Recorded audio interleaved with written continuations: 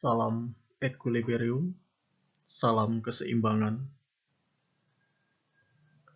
Kali ini kita akan mengulas tentang pendapatan per kapita.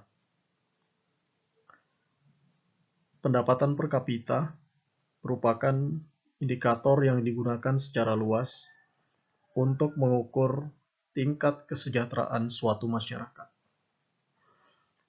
Untuk memperjelas mengenai apa itu pendapatan per kapita dan bagaimana cara perhitungannya, mari kita simak uraiannya.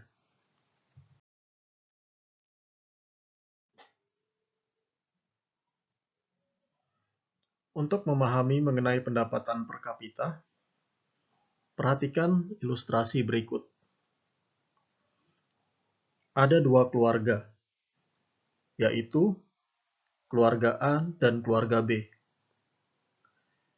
Masing-masing kepala keluarga dari kedua keluarga ini bekerja di tempat yang sama, dengan penghasilan yang sama, yaitu sebesar 120 juta rupiah per tahun.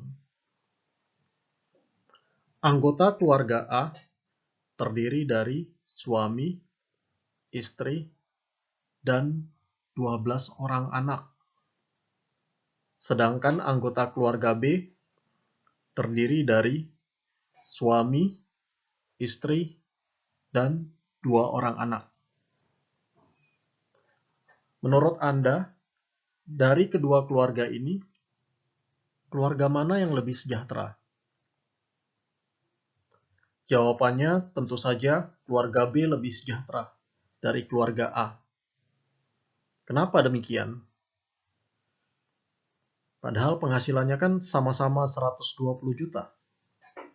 Ya, jawabannya karena penghasilan keluarga B sebesar 120 juta hanya digunakan untuk membiayai 4 anggota keluarga.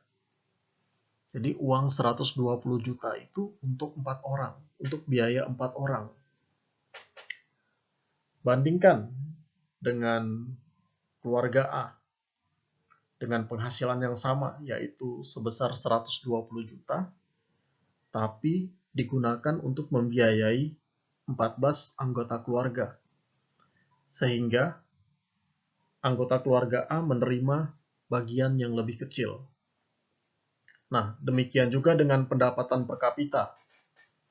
Pendapatan per kapita itu melihat total pendapatan suatu negara dibandingkan dengan jumlah penduduk di negara tersebut.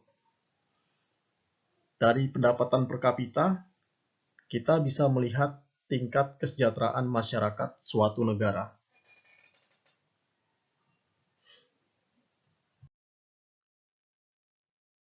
Kita masuk ke dalam pengertian pendapatan per kapita. Jadi sebelum kita menghitung, terlebih dahulu kita harus tahu pengertian pendapatan per kapita itu apa. Berdasarkan uraian yang sudah kita jelaskan dari ilustrasi tadi, dapat disimpulkan bahwa pendapatan per kapita adalah pendapatan rata-rata penduduk suatu negara. Rumus pendapatan per kapita. Pendapatan per kapita sama dengan pendapatan nasional. Pendapatan nasionalnya bisa berupa PDB, bisa juga berupa PNB. Namun sangat direkomendasikan untuk menggunakan PNB atau GNP. Dibagi dengan jumlah penduduk. Jadi PDB atau PNB dibagi dengan jumlah penduduk. Itulah pendapatan per kapita atau pendapatan rata-rata. Untuk lebihnya, mari kita lihat contoh soal berikut ini. Diketahui ada data-data pendapatan nasional seperti yang kita lihat di layar berikut ini. Pertanyaannya, kita diminta untuk menghitung besarnya pendapatan per kapita berdasarkan data tersebut. Dari data ini kita bisa menghitung pendapatan per kapita. Caranya seperti berikut ini.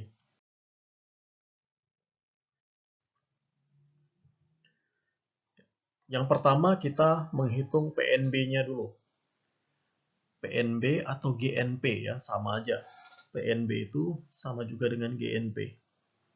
Bagaimana menghitungnya? Kita lihat kembali soalnya yang tadi. Ya, saya tampilkan di samping soalnya.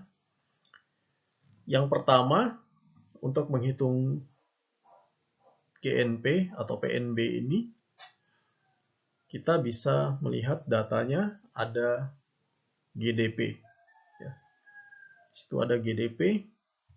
Kita tulis GDP-nya sebesar 860.000. Lalu ada produk warga negara yang dihasilkan di luar negeri. Itu kita jumlahkan. Jadi 860.000 ditambah dengan 120.000. Hasilnya adalah 980.000. Setelah itu kita kurangkan dengan produk WNA dalam negeri sebesar 230.000. Penerimaan WNA di dalam negeri 230.000 kita kurangkan. Maka kita bisa menemukan hasil dari PNB atau GNP ini. Rp750.000. Kita sudah ketemu data PNB-nya Rp750.000. Maka kita bisa memasukkan ini ke dalam rumus perhitungan pendapatan per kapita. Jadi kita masukkan ke dalam rumusnya. Rumus pendapatan per kapita sama dengan PDB atau PNB. Dalam hal ini kita menggunakan PNB dibagi dengan jumlah penduduk. Dari data yang tadi bisa kita lihat bahwa PNB-nya sebesar 750.000 dibagi dengan jumlah penduduknya 200 juta. Kita bagi 200 ya. Karena ini sudah dalam jutaan, jadi kita tulis 200. Dalam jutaan sudah semuanya. Maka hasilnya adalah 3.750. Ya. Hasilnya 3.750. Jadi pendapatan per kapita negara tersebut sebesar 3.750 US dollar.